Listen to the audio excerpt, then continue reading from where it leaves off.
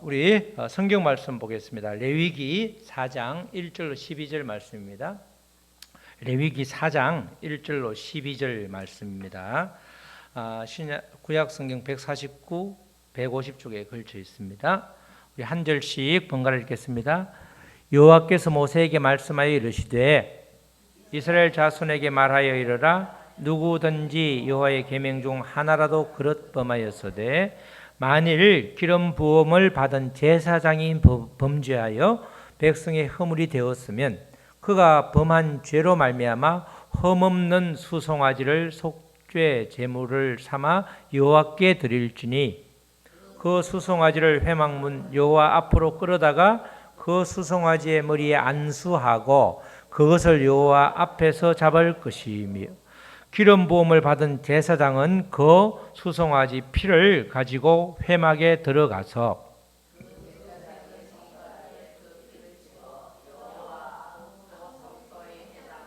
일곱 번 뿌릴 것이며 제사장은 또 그 피를 여호와 앞 곧 회막 안 향단 뿔들에 바르고 그 송아지의 피 전부를 회막 문 앞 번제단 밑에 쏟을 것이며 또 그 속죄 제물이 된 수송아지의 모든 기름을 떼어낼지니 곧 내장에 덮인 기름과 내장에 붙은 모든 기름과 두 콩팥과 그 위의 기름 곧 허리 쪽에 있는 것과 간에 덮인 끝풀을 콩팥과 함께 떼어내되 화목제의 제물을 소에게 떼어낸 것 같이 할 것이요 제사장은 그것을 번제단 위에서 불살할 것이며 그 수송아지의 가죽과 그 모든 고기와 그것의 머리와 정갱이와 내장과 똥 곧 그 송아지 전체를 진영 바깥 재버리는 곳인 정결한 곳으로 가져다가 불로 나무 위에 사르되 곧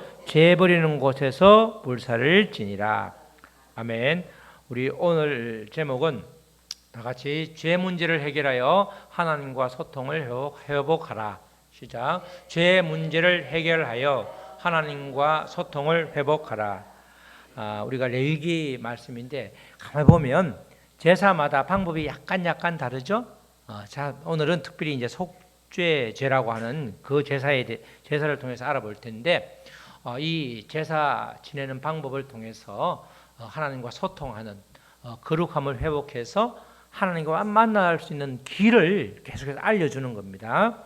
우리가 반복해서 지금 5가지 종류의 제사법과 그리고 방법 4가지를 5가지 제사 5제 4법이라고 해서 지금 몇 주간에 걸쳐서 보여주고 있죠. 5가지 제사는 번제 그리고 소제, 화목제라고 되어 있죠. 이 번제는 불로 태워서 가축을 드리는데 소로 말하면 가죽 말고는 전부 다 죄다 다 태워서 바치는 거죠. 그러면서 하나님께서 향기로운 제물이다. 자원해서 드리는 제사인데 또 소제는 곡식을 드리는데 고운 가루로 빻아서 그래서 번제는 첨부를 드리기 때문에 전적인 헌신을 말하는 거고 소제는 고운 가루로 빻는 거죠. 우리가 알갱이가 거칠면 반죽을 할 수도 없죠. 우리가 쉽게 말하면 가루로 아주 밀가루를 완전히 빻아야지 그 냉면 가루가 됐든 아니면 뭐 밀냉면이 됐든 아니면 칼국수가 됐든 국수가 됐든 나오는데 거칠면 부러지죠. 물건을 만들 수가 없습니다. 마찬가지로 우리도 고운 가루란 말은 우리의 옛자를 완전히 부셔버리고 온전히 새로운 피조물로 되어서 내가 전적인 순종을 할 수 있는 말씀에 순종하는 자로 거듭나는 것을 이제 소제다. 그런 의미가 되는 겁니다. 또 화목제는 지난주에 본 것처럼 고기를 새나 아주 조그만한 제물은 안 쓰죠. 큰 제물을 써서 그날 다 먹어버리는 거예요. 그날 다 먹어버리려고 하면 어떻게 되죠? 원수도 전부 다 초청해야 되는 거예요. 그 화목제는 하나님과 화해하고 또 사람들과의 관계에서도 화해를 하는데 반드시 희생 제물이 필요한데 내가 뭔가를 내놓고 내가 뭔가를 바치고 내가 뭔가를 그렇게 희생할 때에 화목제의 제물이 되는 거죠. 예수님께서는 대표적인 화목 제물이셨는데 나와 하나님과의 그 죄로 인해서 막혔던 그 길을 열어주신 분이 바로 예수님인데 대표적인 화목 제물이 되는 겁니다. 요 세 가지는 전부 성경에 보면 끄트머리에 향기로운 제물이다. 하나님이 기쁘게 받으셨다 이런 뜻이죠. 향기로운 제물이다 이렇게 표현이 나오는데 오늘 하고 다음 주에 할 속죄제와 속건제는 그 어디에도 향기로운 제물이라는 표현이 없습니다. 다른 의미가 되는 거죠.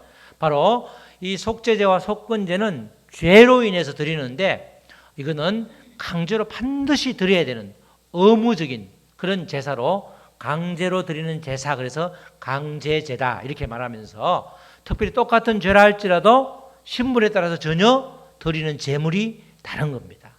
그걸 잘 염두에 두시고 5가지 제사가 전부 다 하나님이 하나님의 백성들을 만나는 방법, 이런 방법 저런 방법, 큰 죄를 지었을 때, 작은 죄를 지었을 때, 또 갚을 수 있는 죄를 지었을 때, 절대로 갚지 못하는 죄를 지었을 때, 다양한 우리의 삶의 모든 경우를 5가지로 분류해서 이렇게 제사의 방법을 하나님께서 알려주시면서 나를 만나기 위해서는 이 방법을 너희들이 이 방법대로 너의 죄를 또는 여러 가지 우리의 마음을 정결하게 하고 그렇게 거룩함을 회복해라 이런 뜻으로 5가지 제사의 종류를 알려주셨고 4가지 법은 화재 불로 태우는 거, 흔드는 거, 또 들어올리는 거, 또 붓는 것. 그래서 화재, 요재, 거재의 전제라는 것은 전부 한자어기 때문에 말이 어려울 수 있지만 그대로 화재, 요재, 흔든다,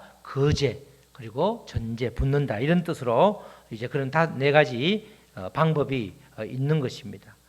우리가 번제 그리고 이렇게 소제, 화목제까지 왔는데 오늘은 특별히 신분을 기준으로 반드시 드려야 되는 제사인 속죄제를 통해서 하나님께 나아가는 길을 우리가 함께 보려고 합니다. 속죄제는 히브리 말로는 이제 하타트라고 하는데 원래 죄라는 말은 여기서 하타트라는 말은 관역에서 벗어났다. 그죠? 죄가 하나님이 볼 때 관역에서 벗어난 거예요. 명중을 해야 되는데 벗어났다 이렇게 말할 수 있는 건데 풀이하면 하나님의 법에서 벗어난 죄로부터 청결과 속죄함을 얻기 위해서 이 하나님께로부터 벗어난 그 죄를 해결해서 온전히 죄 사함을 받는 제사가 바로 속죄제입니다. 그러니까 속죄제는 하나님의 백성인 이스라엘 사람들이 하나님의 뜻을 어기고 하나님의 백성답게 살지 못했을 때 하나님과 관계를 회복하는 것.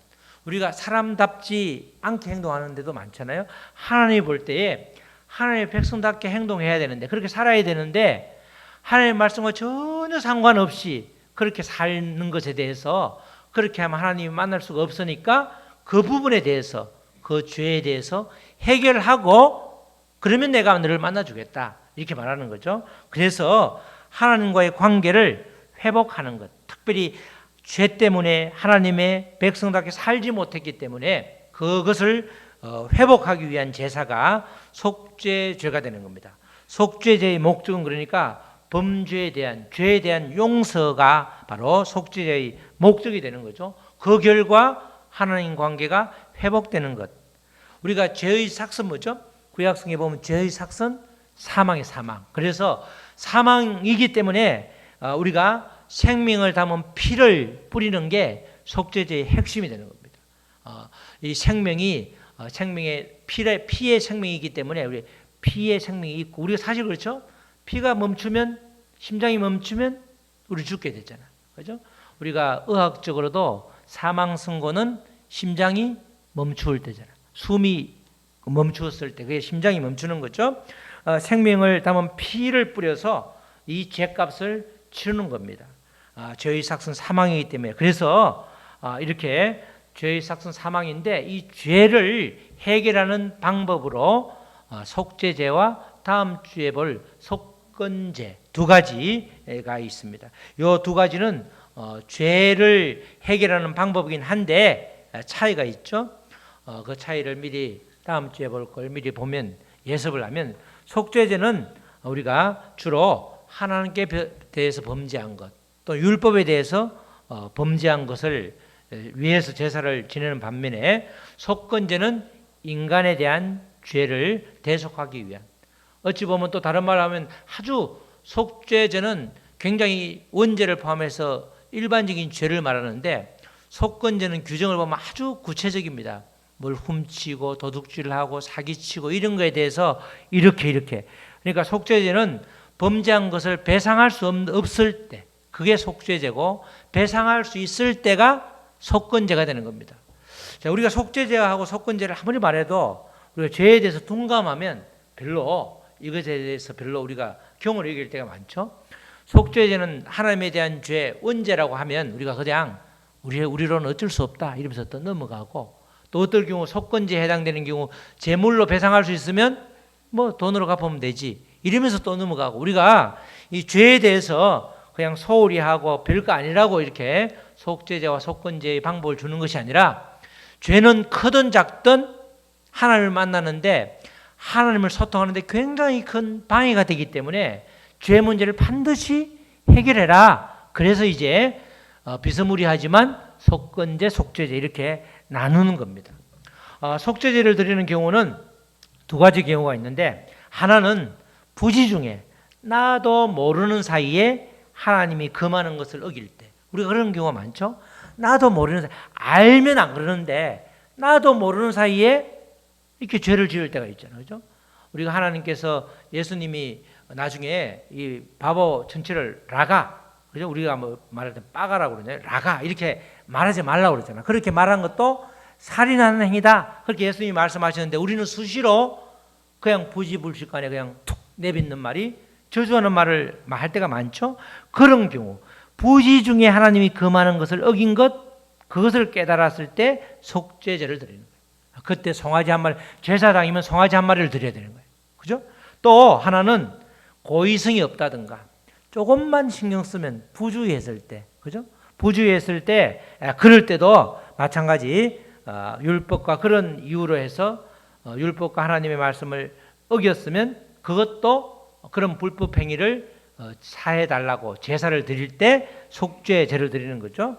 우리가 이런 걸 이제 과실이라고 하잖아. 고의는 없지만 과실, 그죠? 중과실. 과실 중에서 이런 게 과실이에요. 지나가는데 그냥 갑자기 열받은 일이 생각나서 팔을 막 옆으로 하면서 이렇게 하는데 어떻게 했어? 지나가는 어린애의 콧등에 탁 맞았어. 코가 확 날아가 버렸어. 내가 일부러 그런 게 아니잖아요. 그런 걸 과실치상이라고 그래. 그것도 죄를 묻는데 크게는 안 묻죠. 과실이야. 과실. 그러니까 고의가 아니지만 과실.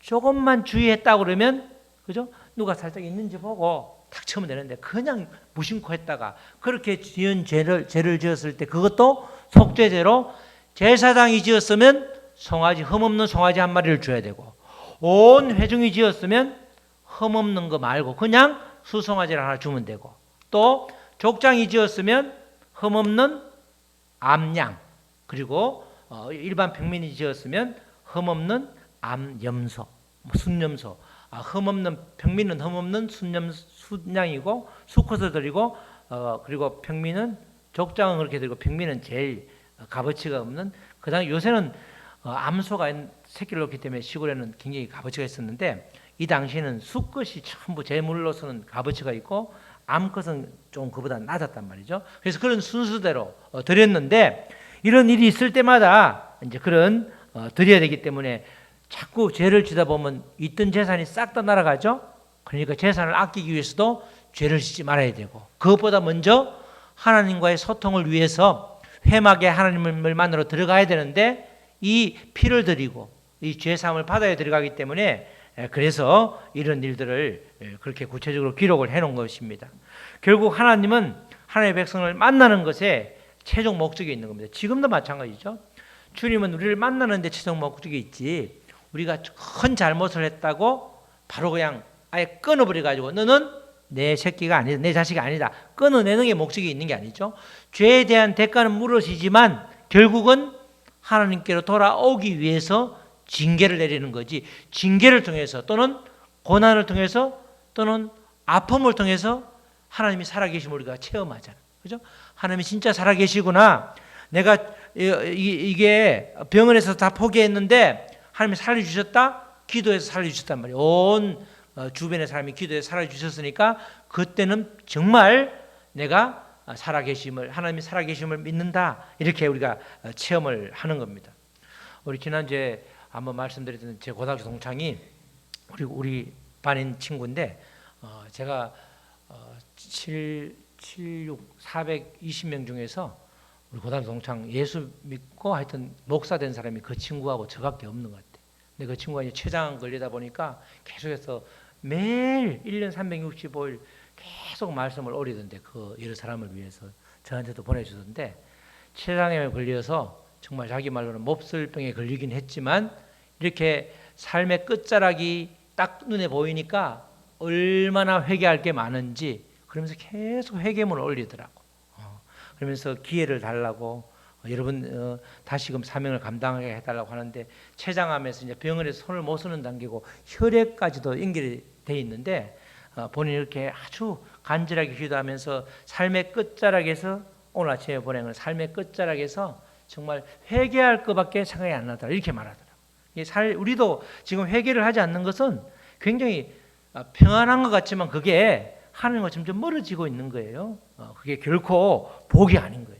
하나님께서는 우리에게 징계를 주고 또 고난을 주고 또 여러 가지 질병을 줄 때는 그걸 통해서 하나님이 만나고자 하는 그런 아주 하나님의 특별한 사랑의 표시이기 때문에 결코 하나님은 나를 버리지 않는다. 그걸 붙잡고 나가야 되는데 그것을 위해서 하나님을 만나기 위해서 하나님과 소통을 위해서 우리의 죄 문제가 완전히 해결돼야 되는데 그 방법을 구약에서는 5가지 종류로 알려주고 있는 겁니다. 속죄제가 아주 대표적인 경우죠. 우리가 오늘 읽은 성경 본문인 레위기 4장에는 속죄제를 누가 범했는가에 따라서 그 제물을 달리 규정하고 있는데 특별히 오늘은 제일 막중한 벌을 받는 막중하게 제물을 바쳐야 되는 제사장에 대해서 우리 보도록 하겠습니다. 그런데 우리가 현재는 예수님이 십자가에 돌아가심으로 인해서 우리가 만인 제사장, 누구나가 다 제사장이기 때문에 믿음의 사람, 예수님을 주님으로 고백하는 모든 사람이 제사장인지라 우리에게 주시는 말씀이 오늘 말씀이 되는 겁니다. 그만큼 죄에 대해서 민감하라 이렇게 말씀하시는 거죠. 제사장이 죄를 지었을 때 어떻게 속죄제를 드리는가? 우리 1절로 3절 말씀을 보시겠습니다. 읽었지만 여호와께서 모세에게 말씀하여 이르시되 계속해서 말씀하여 이르시는 거죠. 하나님께서 말씀을 우리에게 다가오시는데 이스라엘 자손에게 말하여 이르라 누구든지 여호와의 계명 중 하나라도 자기도 모르는 사이에 범하였으되 만일 이제 기름 부은 제사장이 나오고 그 다음에 온 회중이 나오고 그다음에 족장이 나오고 그리고 평민 한 사람이 지금 순서대로 쭉 나오는데 그 중에 첫 번째로 기름 부음을 받은 제사장이 범죄하여 백성의 허물이 되었으면 그가 범한 죄로 말미암아 흠없는 수송아지를 속죄 제물로 삼아 여호와께 드릴지니 가장 귀한 제물이 흠없는 수송아지예요. 그 다음에 온 회중일 때는 흠없는이 빠지는 거예요. 수송아지 그러면 수송아지면 돼.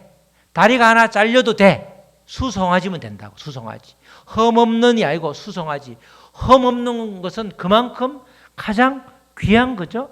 가장 귀한 것, 최고로 귀한 것을 귀중한 것을 속죄 제물로 삼아 여호와께 드리라 이렇게 말하는 겁니다.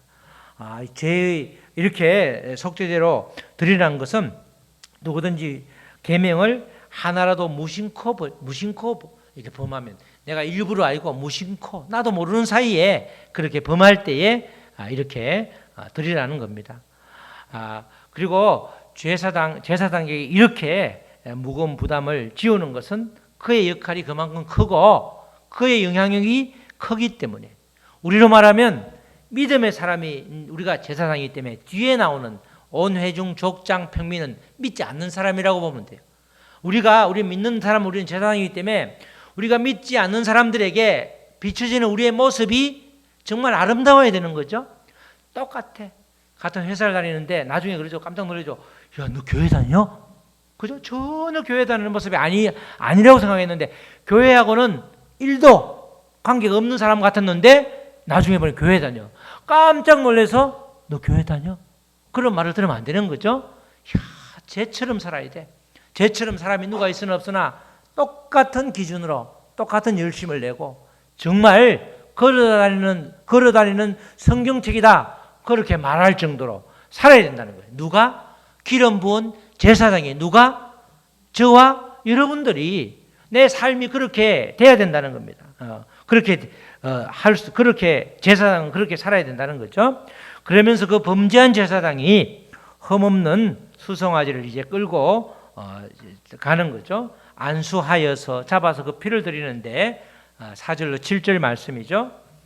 그 수송아지를 회막문 여호와 앞으로 끌어다가 멀리서 잡지 않고 늘 주님 앞에서 호람되어 하나님 앞에서 끌어다가 그 수송아지의 머리에 안수하고 그래서 나의 죄를 전부 다 이제 전가했기 때문에 나의 죄를 전부 다 이 수송아지에 옮겼기 때문에 안수하고 뒤는 수송아지가 바로 나야 나. 그것을 여호와께서 잡을 것이 누가 잡아요? 죄를 지은 사람이 잡은 거예요. 제사장이 죄를 지었으면 제사장이 잡는 거고 평민이 죄를 지으면 평민이 잡는 거고, 그죠? 죄를 지은 재물을 봉헌하는 헌제자라고 그러죠. 헌물을 드리는 그 사람이 그 송아지를 잡는 거야. 송아지 잡는 것도 똑같죠. 몇 번 말씀드리죠. 송아지 잡으면서 온 피가 내 온몸에 튀기면서 이 송아지가 죽어가는 송아지를 보면서 나의 죄를 눈으로 계속 보는 거야. 이야, 내 죄가 이렇구나. 우리가 송아지를 안 잡아봐서 그렇지. 그렇죠? 여기서 지난번에 물어보니까 닭 한 마리도 안 잡아본 사람이 대부분이잖아. 닭 한 마리도 잡기 힘들죠. 정말 징그럽고 힘든데 소를 그렇게 안수하고 내 죄를 전부 다 짊어진 그 소를 잡아가지고 기름 부음 받은 제사장은 그 수송아지의 피를 가지고 이제 이때는 죄를 지은 제사장 말고 어찌 보면 대제사장이나 죄하고 상관없는 그 제사장이 수송아지의 피를 회막에 가지고 들어가는 거죠. 죄의 삭은 사망이기 때문에 생명을 담은 피가 생명이 사망을 덮어야 해결되기 때문에 이 속죄제부터는 피가 반드시 필요한 겁니다. 자, 그래서 6절 그 제사장이 손가락에 그 피를 찍어 여호와 앞 곧 성소의 휘장 앞에 7번 뿌릴 것이요. 7번은 성경에서 항상 완전수죠. 완전한 용서를 비는 거예요. 완전히 용서해달라. 7번 뿌릴 것이며 제사장은 또 그 피를 여호와 앞 곧 회막 안 향단불 분향단, 그죠? 그냥 기도가 드려지는 거죠. 향단 그러면 기도의 장소를 말하는데 향단 뿔에 바르고 그 송아지 피 전부를 회막문 앞 번제단 밑에 쏟을 것이며, 그죠? 회막문 앞 번제단 밑에다 싹 다 성소 앞에 있는 그 번제단에 싹 다 나머지 피를 전부 다 쏟는 거예요. 피를 그러니까 하나도 남김없이 그렇게 손가락을 찍어서 휘장 앞에 뿌리고 또 조금은 그 내 뿔에다가 바르고 나머지를 전부 다 제단 밑에 쏟게 되는 그런 이제 과정이 4절로 7절 말씀이죠. 바로 분향단에 뿌린다는 것은 죄가 있으면 기도가 막히기 때문에 향단에 피를 바름으로써 기도를 회복한다. 다시 말해서 하나님과의 소통을 회복한다는 의미가 되고 남은 피 전부를 번제단 밑에 뿌린다는 것은 이제 그렇게 완전히 거룩함을 회복해서 제물을 드리는 그 사람이 제사장이 완전한 죄 용서를 받게 된다는 그런 뜻이 이제 되는 겁니다. 이게 생명의 피를 뿌림으로써 바로 죄 사함을 완전히 받게 되는 거죠. 우리가 늘 생각할 때 죄 사함을 받은 게 구원이잖아요. 그런데 우리는 구원을 결코 우리의 구원이 값싼 구원이 아닌데 구원을 굉장히 값싸게 생각할 때가 많죠. 구원을 은혜로 받았기 때문에 자칫하면 죄를 값싸게 받은 것으로 생각하고 죄의 대가에 대해서 소홀히 하는 경우가 아주 많이 있습니다. 그러나 결코 그 죄의 대가가 값싼 게 결코 아니죠. 우리의 모든 죄는 예수 그리스도께서 십자가에 죽으심으로 완전히 해결되었죠. 하나님 관점에서는 엄청난 독생자 외아들을 하나 이렇게 보냈기 때문에 엄청난 대가를 치렀잖아요. 우리가 2년 전인가요? 왜 중앙대 의대 친구가 한강물에 이렇게 익사한 사건이 있었잖아. 그 집에 아들이 그 친구 한 명밖에 없다고 그러더라고. 그 아버지가 미치는 거야, 어머니가. 매일 그냥 신문에 한참을 회자됐잖아요. 예수님의 하나님의 마음은 더하죠? 그 전능자 하나님께서 얼마든지 살릴 수 있음에도 불구하고 그 우리의 모든 하나님의 백성들의 죄를 위해서 그 독생자를 아낌없이 주셨잖아. 전부를 주셨잖아요. 그러니까 하나님께서는 엄청난 대가를 치르고 우리를 얻은 거예요, 우리를. 근데 그래서 죄 사함은 우리 편에서는 놀라운 복음이 되는 거죠.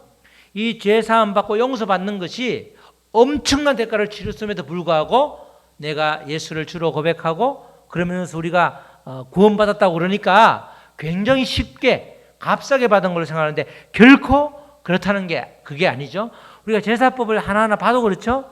소 한 마리, 양 한 마리를 잡아서 내 대신에 죽이면서 각을 뜨면서 때로는 피를 뿌리면서 그리고 그렇게 기름을 태우면서 엄청난 과정을 거쳐서 죄사함을 받는데 그것도 1년짜리 유효해요. 1년짜리. 1년만 유효한 거예요. 1년만. 예수님이 오기 전에는 매년 그렇게 제사를 드려야 되는 거예요. 엄청난 희생이 따르고 고통이 따르잖아요. 그렇게 이 제사법을 통해서 지금은 예수 그리스도의 십자가에서 완전히 해결되었기 때문에 5가지 제사 방법은 십자가에 다 녹여져 있지만 그 십자가에 대해서 우리가 외쳐도 실감이 안 나기 때문에 제사법 5가지를 매주 구체적으로 지금 나누고 있는 것입니다. 이렇게 흠없는 수송아지 피를 바르고 쏟은 다음에 하나님께서는 이제 화목제처럼 기름으로 다시금 제사를 드리죠. 레위기 4장 8절로 10절 말씀이죠. 가만히 보면 지난주에 화목제물과 전혀 또 다르죠. 그 말씀을 읽어보면 화목제물은 나머지 고기를 전부 다 기름을 다 태우고 나머지 고기는 전부 다 나누어 먹었잖아. 여기서는 그렇게 안 하죠. 또 그 속죄 제물이 된 수송아지의 모든 기름을 떼어낼지니 곧 내장에 덮인 기름과 내장에 붙은 모든 기름과 또 두 콩팥과 우리 몸의 장기의 가장 왕이 뭐죠? 가장 중요한 게 심장이고 콩팥이야. 콩팥이 망가지면 전부가 없어지는 거죠. 심장만큼이나 중요한데 두 콩팥과 그 위에 기름 곧 허리 쪽에 있는 것과 간에 덮인 끝풀을 콩팥과 함께 떼어내되 어찌 보면 하나님께서 가장 귀하게 여기는 기름을 귀하게 여긴다고 하지만 이 기름을 떼어낼 때 얼마나 어려워요. 이 떼어낸 게 전부 다 우리의 죄겠죠. 우리의 죄를 하나 떼어낸다 말이에요. 죄를 없애는 게 하나님이 가장 기뻐하는 거잖아요. 그 떼어낸 그 기름 덩어리를 그렇게 화목제 제물에서 소에서 떼어내면 같이 떼어낸 다음에 그 제사장 그것을 번제단 위해서 불살할 것이며, 그죠? 지금 기름을 불살랐죠. 여기까지는 화목제물과 똑같단 말이지. 자, 이렇게 그렇게 떼어낸 다음에 그 다음에 나머지 부분은 전부를 다 진영 바깥으로 가지고 나서 정결한 곳에 불사르죠. 11절 12절 말씀. 자, 이렇게 떼어내고 나머지는, 왜냐하면 이 수송아지는 내 죄를 그대로 안수했기 때문에 전부 송아지라고 하지만 안수받은 이후의 송아지는 전부 다 죄 덩어리라서 먹을 수가 없어.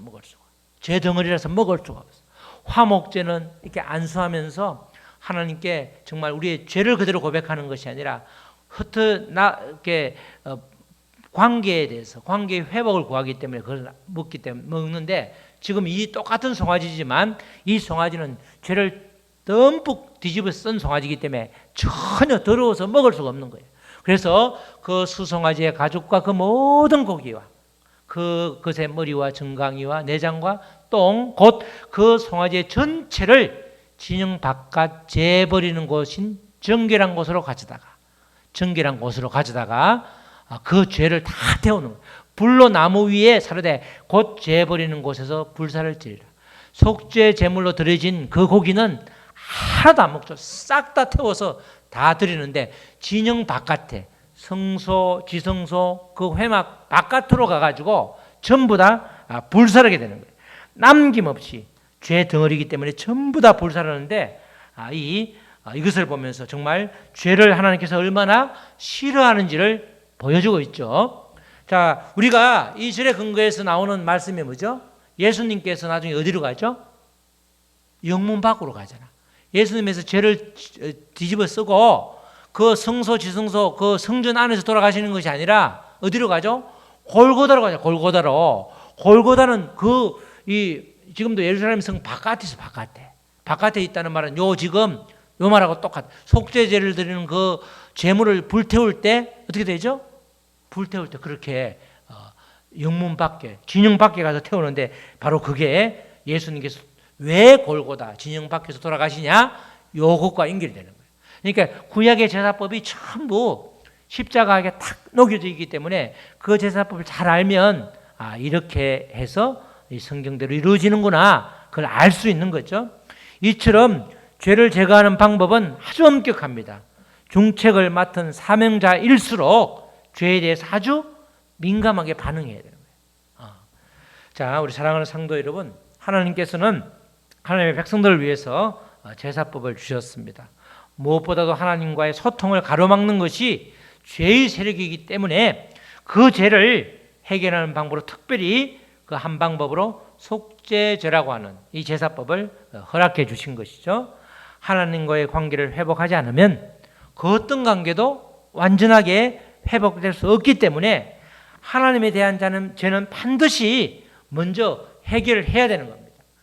아담 이후에 죄의 삭선 사망이기 때문에 죄사함이 없으면 사망의 세력 아래에 있을 수밖에 없게 되고, 또 그래서 우리는 끊임없이 죄 문제로 우리가 무너지게 되는 거죠. 제물로 드리는 흠없는 수송아지를 포함해서 송아지, 또 뭐 흠없는 수염소, 또 양, 암양 포함해서 전부 다 그 제물들이 나를 대신해서 드려지는 것들이죠. 그만큼 우리의 죄 문제는 희생 없이는 해결될 수 없다, 이렇게 말씀을 하는 겁니다. 하나님은 조그만 죄도 결코 하나님은 가볍게 넘어가지 않는 거죠. 우리의 은행 심사가 얼마나 악한지 매일 우리가 뒤돌아보면서 우리를 산제물로 드려야 되는 거예요. 죄는 우리의 말과 우리 생각 그리고 행동 그리고 우리의 마음으로 짓잖아요. 그래서 죄의 통로가 되는 게 우리의 은행 심사예요. 똑같은 입을 가지고 축복의 말이 나오기도 하지만 또는 저주의 말이 나오기도 하잖아요. 그래서 우리의 혀만큼 악한 게 없잖아요. 자문에도 보면 아주 똑같은 말로 혀로 두 말을 하잖아. 그래서 우리는 늘 나의 은행 심사가 오늘은 어떠했는지, 그렇게 이 은행 심사에 따라서 내 죄에 따라서 하나님과의 소통이 막히고 뚫리기 때문에 하나님과의 소통이 늘 원활하도록 해야 되고, 하나님과의 소통이 원활하지 않으면 그 모든 것이 가장된 것. 그래서 신약 성경에는 화 있을진저라고 하는 외식하는 자가 되는 것입니다. 우리 겉으로는 복처럼 보일지라도 하나님과 소통하지 않은 것은, 하나님이 관여하지 않는다면 그건 결코 진정한 복이 아닌 것이죠. 우리 모두는 죄에 대해서 그만큼 예민하게 반응을 해야 되는 것입니다.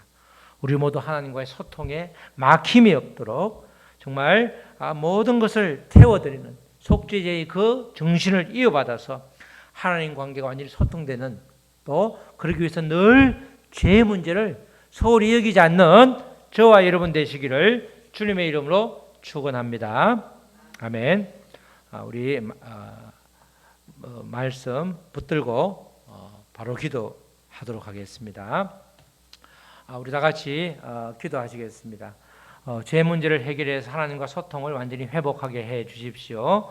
우리의 죄를 말씀으로 비춰볼 수 있도록 도와주시고, 특별히 우리의 은행 심사를 주님 고쳐주시고 다시금 새롭게 하여 주시옵소서. 우리 다 같이 기도하시겠습니다. 하나님 아버지 감사합니다. 아버지 죄의 문제에 대해서 얼마나 우리가 심각하게 생각하는지 정말 우리의 마음을 아버지 들여다보게 하여 주시옵소서. 정말 아버지 죄를 위해서 정말 아버지 이 제사장이나 모든 아버지 그 계층의 사람들이 정말 그 가축을 죽이면서까지 그 가축을 모두 다 태움으로 인해서 피는 아버지 또 아버지 죽음의 세력을 몰아내고 또 아버지 여러 가지 아버지 우리 아버지 모든 그 나머지는 전부 다 태움으로 인해서 정말 다시금 회복하게 되는 하나님과의 관계가 회복하게 되는 그런 아버지 방법을 아버지 속죄제를 통해서 배웠습니다.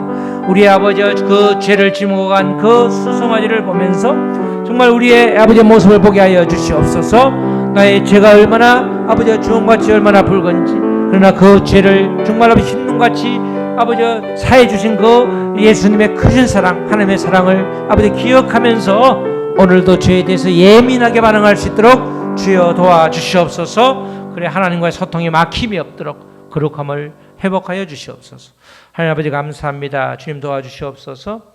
제 문제가 완전히 해결되어서 하나님과의 소통이 완전히 막힘이 없이 그래서 나를 통해서 생명이 주님의 생명이 하나님의 생명이 넘쳐 흘러갈 수 있도록 도와주시옵소서. 감사하며 예수님의 이름으로 기도드렸습니다.